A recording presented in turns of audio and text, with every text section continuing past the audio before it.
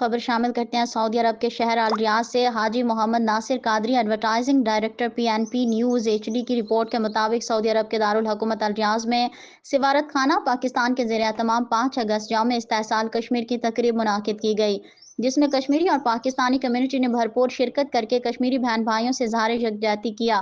تقریب کے مہمان خصوصی سفیر پاکستان احمد فاروق نے کشمیری عوام کے ساتھ یکجہتی کے طور پر یوم استحصال کشمیر کی اہمیت پر زور دیتے ہوئے کہا کہ کشمیری عوام کی حالت زار کی جانب بین الاقوامی توجہ مبذول کروانا ہمارے عزم کا ثبوت ہے۔ سفیر پاکستان نے مزید کہا کہ پاکستانی حکومت اور عوام کشمیری بہن بھائیوں کے ساتھ کھڑے اور ہر فورم پر ان کی حمایت جاری رکھیں گے۔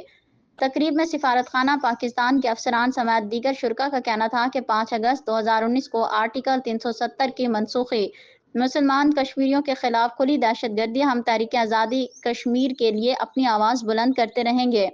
تقریب کے آخر میں صدر پاکستان، وزیر اعظم پاکستان اور وزیر خارجہ کے پیغامات میں پڑھ کر سنائیں گے۔ مزید خبروں کے وزٹ کریں ہماری ویب سائٹ PNP ڈیجیٹل پر۔